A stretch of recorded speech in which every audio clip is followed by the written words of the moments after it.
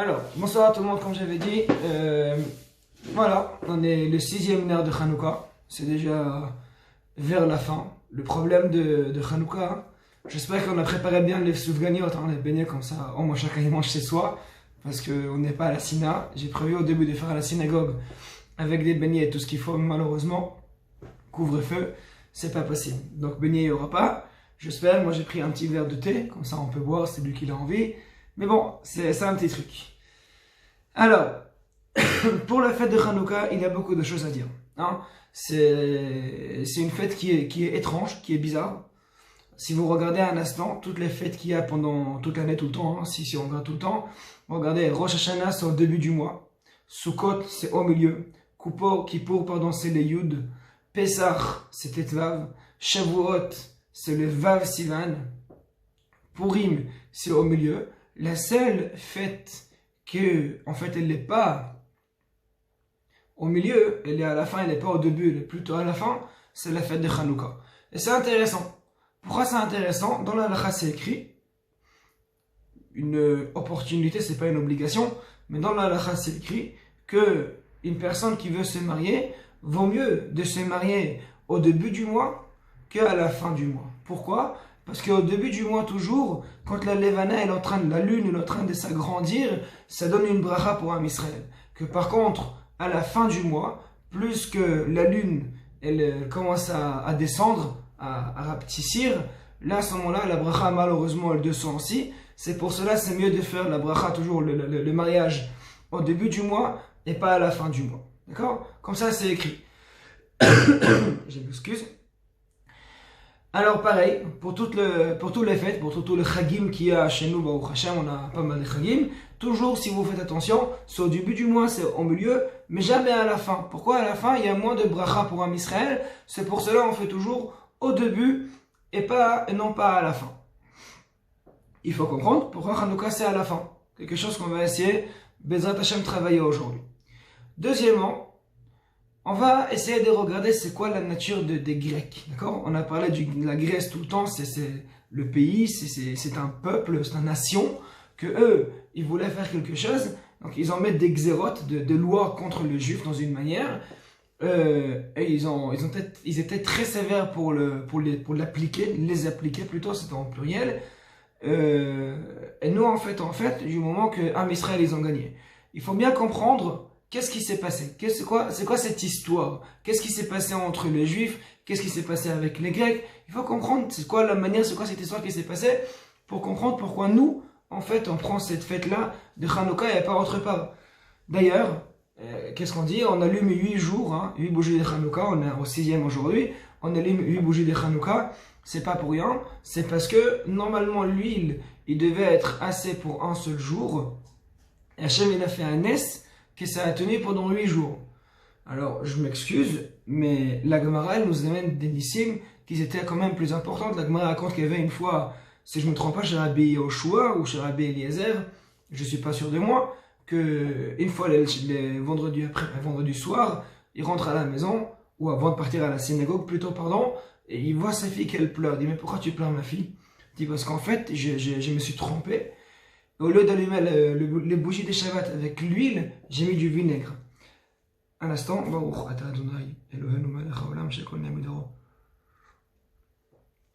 j'ai mis du vinaigre et je sais que bientôt ça va s'éteindre. Alors le Tana il a dit, c'est lui qui a dit à l'huile qui reste allumée, il va dire aussi au vinaigre qui reste allumé. Et effectivement, c'est ce qui s'est passé. La vinaigre, elle est restée allumée jusqu'à la fin de Shabbat, jusqu'à la Shabbat. Entre nous, finalement, si c'est la vinaigre qui reste allumée, pour moi c'est un plus grand miracle. Donc c'est pas juste que ça a tenu pendant 8 jours. C'est plutôt vinaigre qui reste allumé, c'est un plus grand miracle. Pourquoi ça en fait pas? Ça j'ai pas réussi à comprendre. Et encore plus, dans tous les miracles qu'il y avait pendant Hanouka, Chachamim, ils ont choisi ça, les bougies. Pendant 8 jours, vous allez allumer la Hanoukia. Pourquoi? Parce qu'au Beth Amikdash, il y avait un grand miracle et c'est resté allumé pendant 8 jours. c'est pas un miracle. Entre nous, en Beth Amikdash, c'est lui qui connaît un petit peu.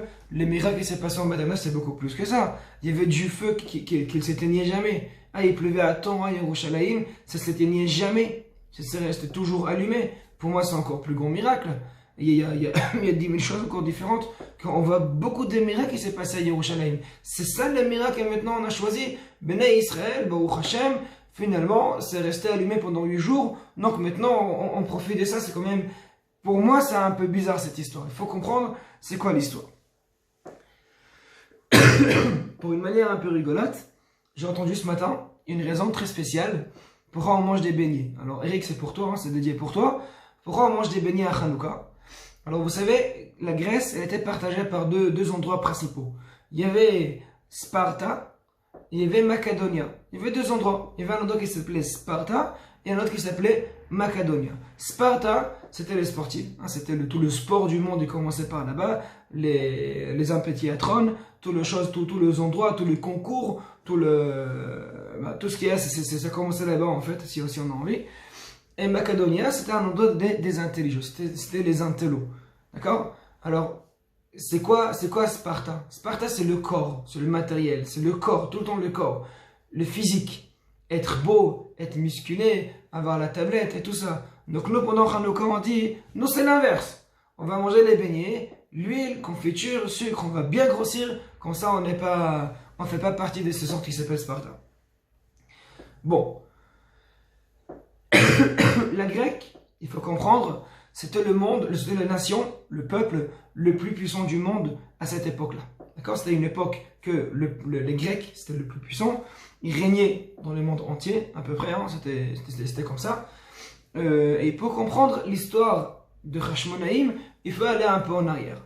L'histoire en arrière se passe avec Ezra Sofer. Ezra Sofer, c'était parmi les derniers Nevi'im. D'accord? Parmi les derniers Nevi'im, dans sa génération, c'était la génération d'un Sheikh Knesset Agdola, ils ont annulé le Yetzer Hara d'Avodah Zara, l'idolâtrie. Et en parallèle, ils ont annulé aussi la névoie. Pourquoi? Alors il faut comprendre que toujours Zel ou Matze Asa Elokim. Hachem il fait toujours en équilibre deux choses. D'un côté il y aura la Kedusha, la sacrée, la sainteté, et de l'autre côté il y aura la Touma, le force de l'impureté. D'accord? Toujours, ça doit être parallèle. Et toujours si on veut trouver une grande yeshiva, pas très loin, il y aura une grande église. C'est toujours comme ça. C'est comme ça. Donc, et quand la Kedusha elle monte, la Touma elle monte en parallèle. Donc si maintenant, Chachamim et Sheikh Knesset Agdola, ils enlèvent le Yetzer, le mauvais penchant de l'idolâtrie, dans le même niveau, il faut en fait enlever la névoie qui donnait la possibilité à tout le monde d'accéder à direct à Kadosh Baruch Hu avec toutes les questions qu'on peut en avoir. D'accord? Très bien. Ezra Sofer, c'était le dynastie Chonia d'après quelques commentateurs. Bref, en tout cas, après Ezra Sofer, il y avait un Kohen Gadol qui s'appelait Shimon HaTzadik. La Mishnah elle dit Shimon HaTzadik a Mishayere Knesset Agdola. Donc il était c'était un des élèves le plus jeune d'un Knesset Agdola. Donc, pardon, il n'était pas Navi, il n'avait pas ce niveau de névoie, il était plus bas que ça malheureusement, mais c'était un Kohen Gadol, pendant 40 ans il était Kohen Gadol. Lui, dans sa génération, il y avait un roi grec qui s'appelait Alexander Mokdon. D'accord? Alexander Mokdon, c'était une personne qui était très connue. Et lui, il était jeune, hein, il avait 20 ans quand il a pris le royaume, et il a commencé à faire des guerres partout dans le monde, et chaque guerre qu'il était allé, il a gagné. Une fois, il y avait une personne qui lui dit, au lieu de faire la guerre avec tout le monde, tu vas chez les Juifs, tu fais la guerre avec eux, et tu verras, c'est eux finalement qui règnent au monde. Et si tu gagnes les Juifs, tu as gagné tout le monde. Tu n'as pas gagné les Juifs, tu n'as gagné personne. Donc il a entendu, il a décidé, eh ben j'y vais tout de suite chez les Juifs.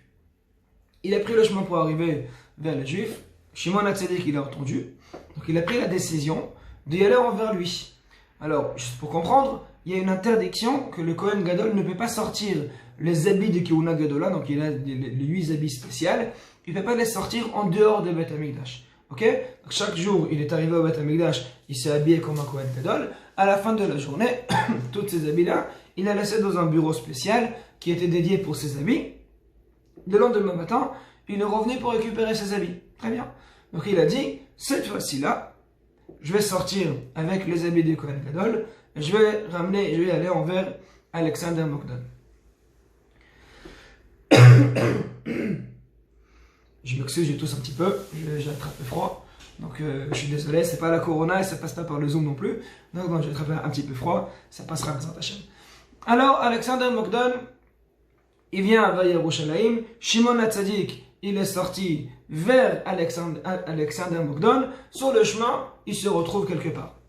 Et là, il y a une chose étrange qui se passe. Du moment qu'Alexander Mokdon, il voit Shimon HaTzadik, il descend de son cheval et il se prosterne par terre. Alors, qu'un roi grec se prosterne devant un juif, c'est quelque chose comme, de nos jours, on va dire, ça a fait la une. Tout le monde regarde, mais c'est bizarre. Comment c'est possible que le roi, il se prosterne devant un juif? C'est inacceptable, ce n'est pas possible. Comment il se passe une chose pareille? Effectivement, tout le gens du roi qui était autour de lui, parmi, il y avait Aristote, il pose la question de comment c'est possible que tu te prosternes devant lui. Et là, Alexander Mokdon, il répond une réponse qui était incroyable. Il disait, écoutez, toute ma force vient de cet homme qui est devant nous. Alors je le regarde, mais ça va, t'as bien dormi la nuit? Il dit, en fait, chaque fois quand je vais faire la guerre, avant de faire la guerre, je rêve que je vois cette personne, habillée comme il est habillé maintenant. Et si lui me dit, va faire la guerre, j'y vais et je gagne. Si lui me dit, non, ne va pas faire la guerre, j'y vais pas. Comme ça, je perds pas la guerre. Donc finalement, si maintenant je suis le roi de tout ce que j'ai maintenant, c'est grâce à lui. Il est arrivé devant moi, évidemment, je me prosterne sans réfléchir. Comme ça, il aura dit, Alexander Mokdon. Ok. Ils montent ensemble vers Yerushalayim. Alexander, il arrive à Yerushalayim et il voit la beauté des Beth Amikdash. Shimon HaTzadik, il le prend avec lui. Il fait un tournée, il tourne ici, il tourne là-bas. Et ils arrivent au Beth Amikdash. Alexander, il dit, mais c'est incroyable la beauté du Beth Amikdash. Je vous demande de, sur le toit de Beth Amikdash, mettre un statut de moi. D'accord? Comme ça, les gens, ils vont voir, voilà Alexander Mokdon, c'est lui qui régnait, etc. Ça, c'est une interdiction qui est très simple. C'est assourd de mettre un statut sur le Beth Amikdash. Et là, Shimon HaTzadik, il était embêté. D'un côté, s'il va lui dire avec plaisir, on va mettre, c'est impossible. Il va dire non, impossible non plus. Ça, c'est la chokhma de Shimon HaTzadik. Qu'est-ce qu'il a dit? Écoute, un statut, c'est quoi? C'est temporaire. Un statut, c'est temporaire. Ça sert à rien. Aujourd'hui, c'est ici. Demain, il y aura du vent et ça va tomber, ça va se casser. C'est pas un kavod pour un roi comme toi qui a un statut, on met un statut à t'honorer. C'est pas possible. Alors, Alexander, il dit, alors, qu'est-ce que tu proposes? Alors, il dit, Shimon HaTzadik, moi, à la place, je propose que tous les Kohanim qui ont au Beth Amikdash, le premier enfant qui va naître, ils vont l'appeler Alexander à ton nom. Et là, on parle des milliers des enfants qui vont être appelés Alexander. D'ailleurs, Alexander, ce n'était pas un nom juif. C'est seulement grâce à Shimon HaTzadik qu'il a promis à Alexander Mokdon que là, en fait, le nom Alexander est rentré et pénétré dans le nom juif. Parce que sinon, ce n'était pas un nom juif du tout. Alexander, il a écouté, il a dit, oh, ça c'est intelligent, j'accepte, je le prends. D'accord? Comme ça avançait avec. Bon, il y avait encore quelques pièges qui n'étaient pas par la suite là-bas, et il s'est passé comme ça qu'en fait, Shimon HaTzadik, il a réussi à tout ranger. Bon, le visite s'est terminé, bien sûr, la guerre n'était pas lieu, au Hachem, Alexander, il a repris son chemin pour rentrer chez lui à la maison, et là, les élèves de Shimon HaTzadik, ils posent la question. Dit, Alexander Mokdon, il a dit maintenant, que chaque fois avant de sortir de la guerre, il te voit, et tu le bénis, et avec ça, il gagne. Mais pourquoi? Pourquoi tu bénis une personne pareille? Pourquoi tu bénis? Alors, Shimon HaTzadik, il répond, pas seulement j'ai béni, j'ai même demandé à Kadosh Baruch Hu que les Grecs vont être le peuple, nation le plus puissant du monde, et ils vont régner partout. Alors là, les élèves, ils demandent encore plus, qu'est-ce qui s'est passé? On va essayer de comprendre, nous attacher ensemble, c'est quoi l'idée qu'il y avait derrière la demande de Shimon HaTzadik. Et pour cela, peut-être on pourra avancer pour arriver à Hanouka, pour comprendre comment ça fonctionne. Alors, quand j'ai commencé au début, toujours il faut comprendre Zé Leumat Zé Asa Elokim. Quand Akadosh Baruch Hu il a créé ce monde, Il a créé dans une manière qui est très, très spéciale. On ne pourra pas rentrer aujourd'hui dedans. Mais dans la manière comment il a créé, il a fait en sorte que toujours il y aura un équilibre. Il y aura jamais plus de Touma que du Tahara. Jamais. C'est pour cela d'ailleurs, on voit qu'aujourd'hui, de nos jours, Baruch Hashem, il y a beaucoup de Torah partout. Une personne qui veut écouter des divrei Torah, etc. Il suffit d'avoir un smartphone et cliquer sur des shiurim et il peut voir des dizaines, des milliers, des millions de shiurim qu'il a partout dans le monde entier, de toutes sortes de rabbanim et toutes les sortes de Torah qu'il peut juste vouloir, il peut trouver sans avoir aucune hésitation et aucune difficulté. Mais également pareil, la plus grande Touma qui existe dans le monde, il y a dans le même téléphone portable. On est bien d'accord. Donc, Zelo Mazé, ça veut dire d'un côté le portable, le téléphone portable, il peut tout faire de Kedusha, et de l'autre côté, il peut tout faire de Touma aussi. D'accord? Zelo Mazé Salokim. Toujours, il y a un équilibre, un à côté de l'autre. Toujours. D'accord? Très bien. Alors, Shimon HaTzadik, il a vu que la névoie, elle était disparue de Am Israël. D'ailleurs, c'est écrit Ouaya Omer. C'est la première fois dans ma Masechet Avot que la phrase Ouaya Omer, elle est citée. Jusqu'à maintenant, ce n'était pas Ouaya Omer. On n'a jamais trouvé qu'il y ait Moshe Rabbeinu Ouaya Omer. Pourquoi? Parce que simplement, jusqu'au Shimon HaTzadik, il n'y avait pas Ouaya Omer. Une personne, il avait une question, qu'est-ce qu'il faisait? Il a appelé le Navi, donc pas par téléphone parce qu'il n'y avait pas. Il a appelé le Navi, il est parti chez le Navi. Il faut comprendre qu'en fait, c'est écrit il y avait des Nevi'im, des prophètes, Kiflaim miyotzem Mitzrayim. 2 fois plus que les Juifs qui sont sortis d'Égypte. Alors, nous tous, on sait, Baruch Hashem, il y a Shishim Ribo qui sort d'Égypte, ça veut dire 600 000. Kiflaim fois 2, ça fait 1 200 000. Donc, il y avait 1 200 000 Nevi'im pour un Israël. Donc, une personne, elle avait une question. Il ne savait pas, je suis là, ici, je ne sais pas c'est quoi ma mission dans le monde. Est-ce que je dois aller maintenant à droite ou à gauche? Pas de problème. Je prends mon cheval, je cavale rapidement, j'arrive chez le Navi, chez le prophète, je lui pose la question. Et maintenant, je fais quoi? J'y vais à droite ou à gauche? Le Navi, il demande à Kadosh Baruch Hu, à droite, à gauche. Il a la réponse, et voilà, avec sa réponse, j'y vais et j'avance.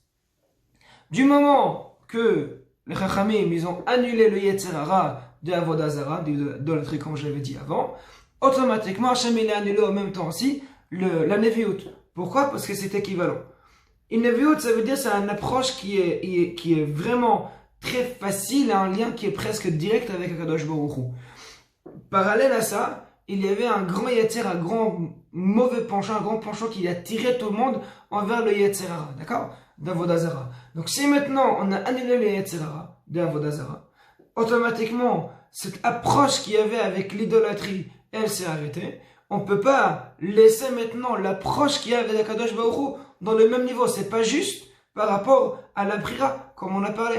Donc c'est pour ça qu'il a enlevé aussi la névoie en même temps. Donc la névoie et l'Avodah Zara, ça s'est arrêté en même temps.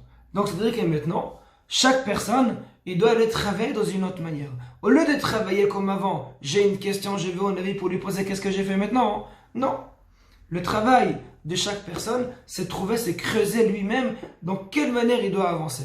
C'est pour cela que chaque personne, il doit, de son côté, faire des efforts pour essayer de comprendre comment la manière exacte, il doit avancer et il doit le faire. Jusqu'à maintenant, on est clair? Bon, vous ne pouvez pas répondre, je sais, mais j'espère que jusqu'à maintenant, tout est clair. Et maintenant, on va avancer encore plus. Shimon HaTzadik, de son génération, il voit maintenant qu'en fait, le travail doit et a changé. D'accord? Le travail a changé. Jusqu'à maintenant, le travail est facile. Une personne, il a une question, il va chez le Navi, chez le prophète, monsieur le prophète, qu'est-ce que j'ai fait? Il pose une question, il répond. J'ai pas dit qu'il n'y avait pas d'épreuve. Il y avait des faux prophètes, il y avait les Yetzer Hara, il y avait beaucoup de choses. Mais du moment que dans l'idée, chaque personne qui a envie, il peut aller se poser cette question au Navi, on est tranquille. D'accord? La personne, il était tranquille. Mais, dans la génération de Shimon HaTzadik, comme on a dit, ça a changé. Donc chaque personne, il devait travailler lui-même. Et qu'est-ce qui s'est passé? Pas seulement que les gens, ils n'ont pas pris de recul, les gens, ils ont commencé à avoir le goût. Et il dit, Shimon HaTzadik, il y a un problème. Si maintenant les gens, ils vont profiter jusqu'au bout, et il n'y aura pas un parallèle de Touma, Hachem il va arrêter ça. Hachem il va faire en sorte que le niveau de Kedusha elle va baisser. Et ça, j'ai pas envie. Donc, qu'est-ce qu'il a fait Shimon HaTzadik? Il a prié à Kadosh Baruch Hu que les Grecs vont augmenter, vont monter.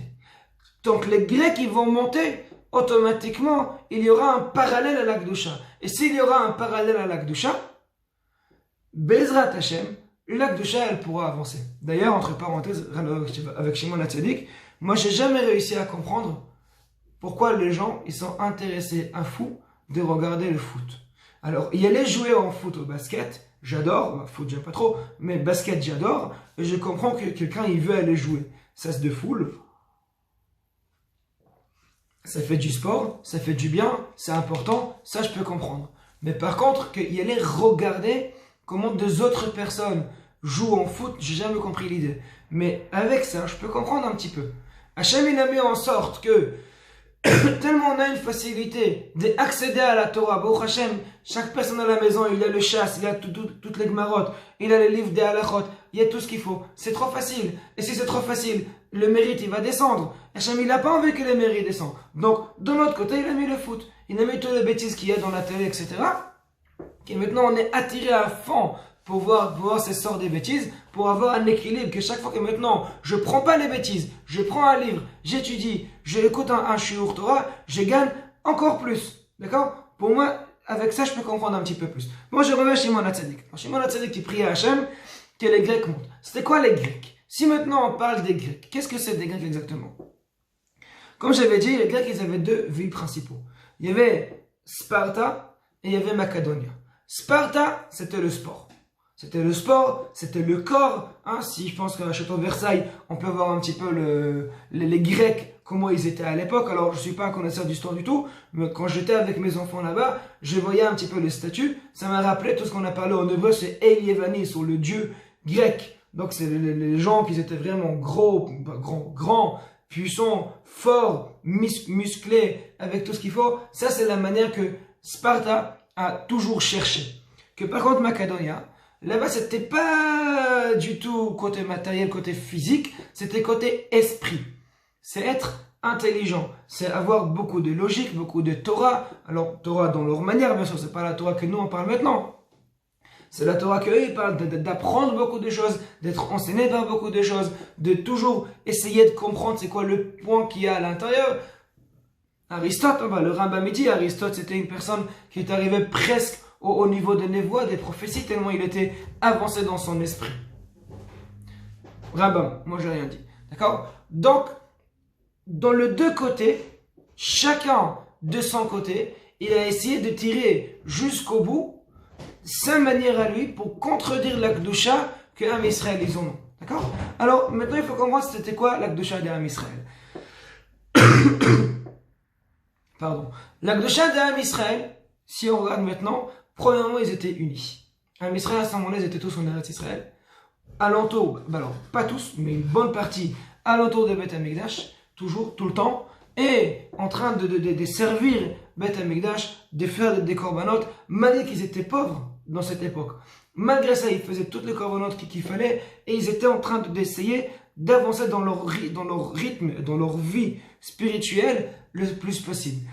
Ces deux choses, ça contredit dans deux manières la vie, ou la vie, on va dire, des Grecs à cette époque. Pourquoi? Du moment que j'accepte qu'il y a une présence divine dans ce monde, je contredis immédiatement Macedonia. Pourquoi? Parce que d'après les Macédoniens, il n'y a pas de Dieu, c'est pas possible. C'est pas possible qu'il y ait un Dieu. Si, de nos jours, quand on parle, c'est presque incompréhensible. Mais à l'époque, il y a une fameuse question qu'on se pose tout le temps. Qu'est-ce qui était avant? L'œuf ou la poule? Si c'est l'œuf qui était avant, alors, mais qui a pondu l'œuf? Et si c'était la poule, pourquoi elle a pondu un œuf et pas une autre chose? Donc, qui était avant? L'œuf ou la poule? Mais après, pour nous, c'est pas une question, parce que c'est évident, sachant qu'il a créé tout ça. Mais pour les philosophes grecs, ils ont dit non, il n'y a pas de question, c'est toujours été comme ça. C'est quoi la question? Il y a 1 million d'années en arrière, c'était exactement pareil. Il y avait des êtres humains, et il y avait une poule, il y avait des œufs. C'est comme de nos jours, sans téléphone, sans Rolls-Royce, sans BTL, sans Galaxy. Mais dans l'idée qu'on est en train de parler, il n'y avait aucun changement, aucune différence entre 10 millions d'années en arrière et de nos jours. C'est exactement pareil, les mêmes comportements, les mêmes gestes et les mêmes processus de la nature. C'est exactement pareil. Comme ça, il disait. Donc, du moment que maintenant, moi, je prends une bête et je fais un sacrifice, j'accepte sur moi qu'il y a une présence divine dans ce monde. J'accepte qu'il y a une présence divine dans ce monde. C'est-à-dire que je dis maintenant qu'en fait, il y a un Dieu. C'est Dieu qui a créé cette terre. Et si c'est Dieu qui a créé cette terre, finalement, il faut le servir. Ok?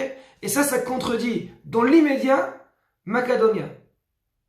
Et dans l'autre côté aussi, on a contredit Sparta. Parce qu'ils n'ont pas cherché ça. Ils ont cherché seulement servir Dieu. Donc, des fois on jeûne, des fois on mange. Il ne faut pas trop manger. Il y a des halakhot très stricts. Qu'est-ce qu'on mange? Qu'est-ce qu'on ne mange pas? Une personne que toute son idée globale, c'est s'en occuper de son corps, son physique. C'est pas de ça qu'il s'en occupe de ta journée. Il s'en occupe de faire du sport, il s'en occupe de repas très spécifiques, très dédiés, il prend des protéines, il prend ceci, il prend cela. C'est pas qu'il est en train de manger comme nous on mange pour Shabbat, etc. On mange non, nous on doit profiter. Donc dans deux manières ça a été contredit. Donc il dit chez moi Tzadik, pour faire un équivalence qui est juste et égale, il faut tout le temps qu'il y a un qui contredit l'autre dans la manière qui est exacte et qui est correcte. Là, on saute 180 ans, d'accord? 180 ans plus tard, là, c'est la transmission, d'accord? Tout ce qui reste, tout le reste d'Alexander Mokdon disparaît et les Grecs changent d'avis. Quand les Grecs changent d'avis, ils reviennent en Eretz Israël pour faire la guerre contre les Juifs. Et ils font la guerre contre les Juifs exactement dans les points que Shimon HaTzadik a demandé qu'ils vont être plus forts pour toujours contredire, pour avoir un équilibre qui est juste. Avec ça, ils vont contredire. Faites attention. Qu'est-ce qu'ils ont contredit? Shabbat, Brit Mila, Kiddush Levana. Limud Torah, écrire sur le corps et sur le lonto qu'on a parlé Shabbat, d'accord? C'est les 5 choses que les Grecs ont contredit. Si maintenant on va essayer de rentrer à l'intérieur. Alors, Brit Mila, je comprends.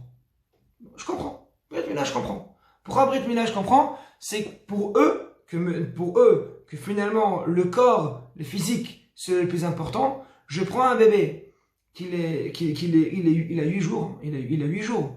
Il ne peut pas refuser. Même s'il a envie de dire non, il ne peut pas, il n'a pas cette force de dire non.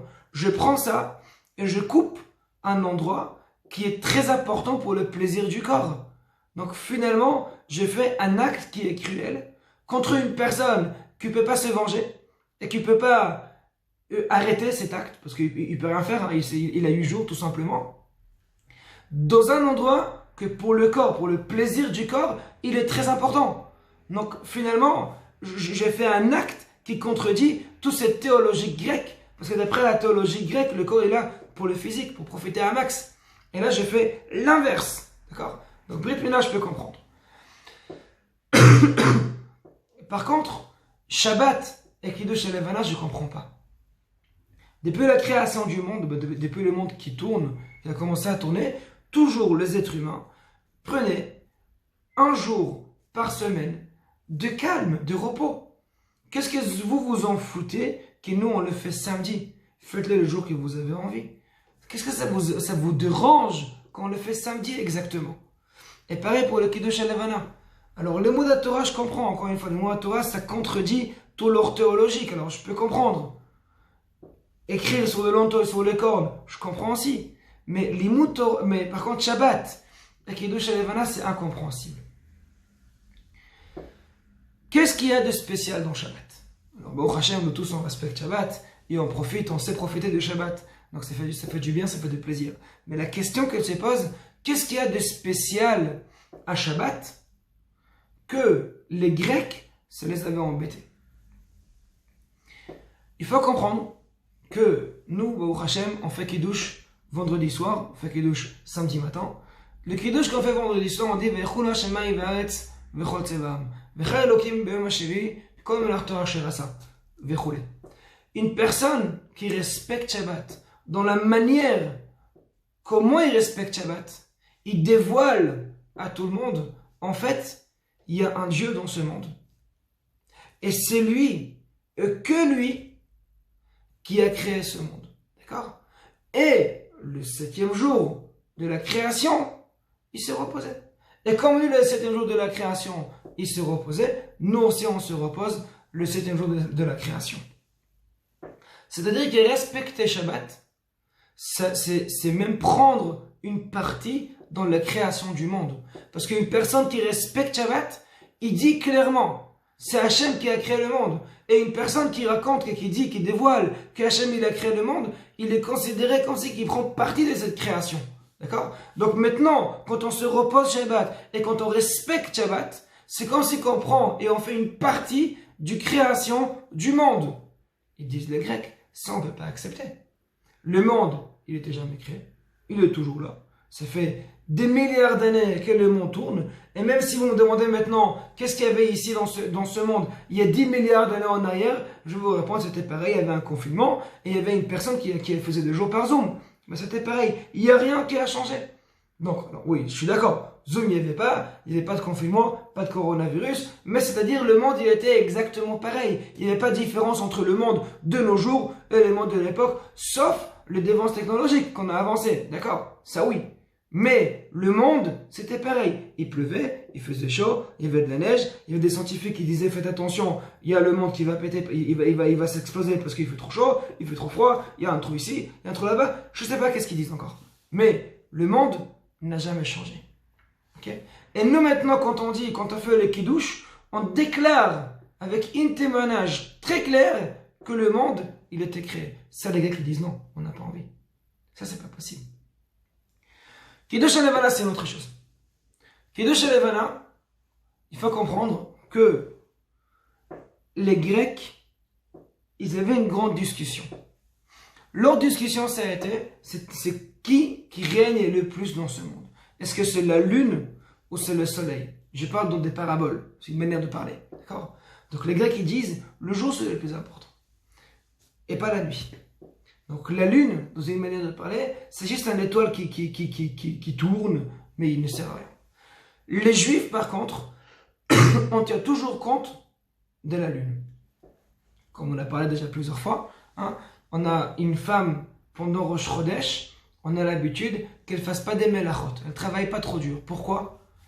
Parce que comme Rosh Chodesh c'est un cycle, et la femme aussi c'est un cycle, donc Rosh Chodesh, dans une manière de parler, c'est les fêtes des femmes. Hein. Si j'ai bien compris, les Tunisiens, ils ont la fête des filles ce soir, mais dans la vérité, chaque Rosh Chodesh, c'est la fête des femmes. Comme ça, c'est écrit. D'accord? Donc, finalement, qu'est-ce qu'on voit dans la lune? Dans la lune, on voit que même dans un moment qui s'arabessit, ça commence à être plus petit, à la fin, ça va grandir. C'est jamais fixe, c'est jamais constamment. C'est toujours en train de descendre et remonter. Descendre et remonter. Même une personne qui est dans une période qui est très obscure, qui est très petite, ça va regrandir comme la lune. Ça va se réapparaître. D'accord? On a montré aux Grecs, maintenant, on fait la fête absolument le café qui se lève et pas au début ou au milieu quand tous les autres fêtes, que même à la fin, c'est toujours un début. Et c'est pour cela d'ailleurs que la fête elle dure pendant 8 jours. Comme ça, on commence déjà à voir le premier et le deuxième jour de Chodesh Tevet, on est encore dedans. Parce que la fête, elle ne se termine pas avec l'obscurité totale. Au contraire, la fête, elle montre le début du prochain cycle. Elle se termine, c'est vrai qu'elle commence à la fin du mois, mais elle se termine au début du prochain mois. C'est-à-dire que Hanouka, dans une manière de parler, c'est la fête qu'elle nous montre, cette liaison entre le cycle qu'il y a dans le mois. Malgré que ça descend, ça baisse, jusqu'au moment que ça disparaît totalement, que la lune va disparaître entièrement, elle va après re-augmenter, elle va se réapparaître. Donc la fête de Hanouka, elle commence à la fin du mois, c'est vrai, mais elle se termine au début du mois aussi, au moment que ça commence à agrandir encore une fois. Et maintenant, Pardon.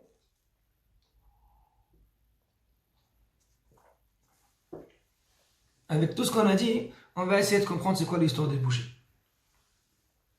L'histoire des bougies, c'est une autre chose, totalement. Les Grecs, ils rentrent dans le Beth Amikdash. D'accord. Ils ont cassé le Misbéach, ils ont cassé aussi quelques endroits aussi à l'entrée. Ils voient toutes les huiles d'olive qu'il y a dedans, ils ne renversent pas. Moi, à leur place, les huiles d'olive, ça m'énerve, je renverse tout, direct. Il y avait là-bas la source de Shiloach, je verse tout dans la source de Shiloach, et c'est fini. Qu'est-ce qu'il y a à se casser la tête? Non, ils n'ont pas versé. Ils ont juste été métamés, tout ça. Ils ont rendu impurs toutes les huiles, pures les huiles d'olive. Les Grecs, ils ont passé un grand message ici dedans.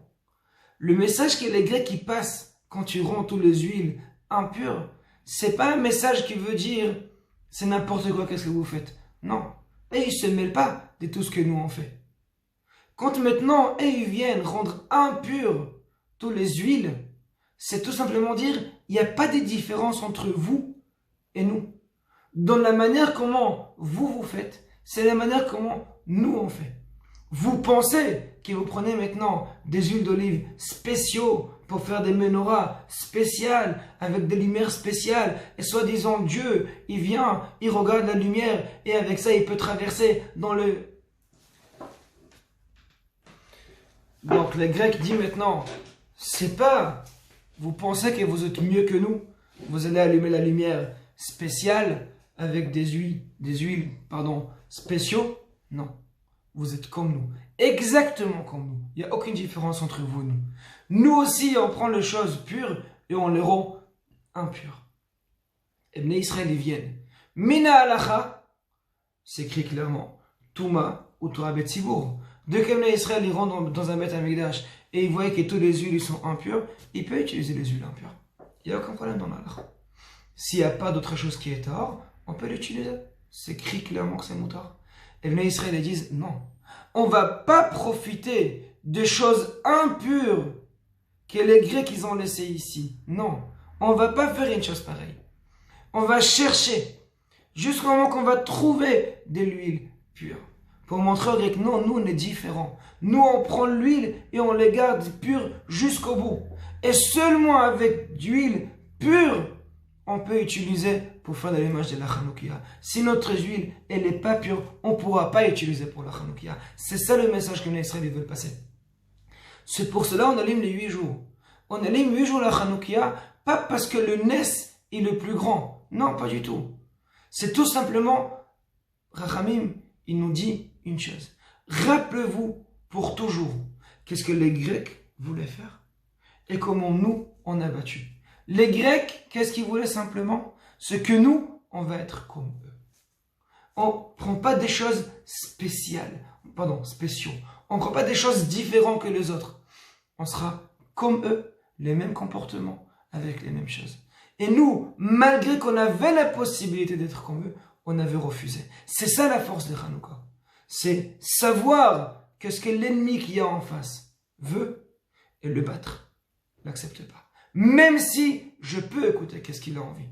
Du moment que je l'ai battu, même si c'était moutard pour moi, c'est ça que j'ai gagné Hanouka. De nos jours, c'est effectif toujours. Hein? On a toujours notre ennemi à nous qui est à l'intérieur, qui essaie de nous battre. Il essaie de nous faire tomber, chacun dans ses points faibles. Chacun dans ses points faibles. Chaque personne doit prendre ce message de Hanouka. Malgré que le Yetzer Hara, il est tout le temps là pour nous faire tomber. Malgré que le Yetzer Hara, il va nous trouver toutes les preuves, les excuses dans la halakha et en dehors de la halakha. Pourquoi on peut faire cette avéra ou ne pas faire cette mitzvah. Il trouvera toutes les excuses, je vous promets. Malgré ça, je dis à Yetzer Hara, moi je n'écoute pas. Moi je sais qu'est-ce que la Torah elle veut que je fasse. Moi je sais qu'est-ce que Rachamim ils veulent que je fasse. Et c'est avec ça que je fais, malgré que peut-être je peux faire d'autres choses, peut-être. Mais je profite Hanouka pour savoir qu'est-ce que les Rachamim veulent que je fasse. Et avec ça, j'avance. Ça, c'est le message, quand moi je regarde la Hanoukia, je le vois. C'est la force de Chazal, la force de Chachmei Israël pour nous dire, voilà, nous on est là pour rester. Et les Yevanim, les Grecs, c'est comme les autres. Ils étaient là à une période qui restaient pas si longtemps que ça. Et ils sont disparus comme les autres. Et toutes les nations autour de nous, qui veulent nous embêter, qui souhaitent avoir et voir la fin d'un Israël, ils vont être comme les autres. Eux, ils vont disparaître et nous, on va toujours être ici.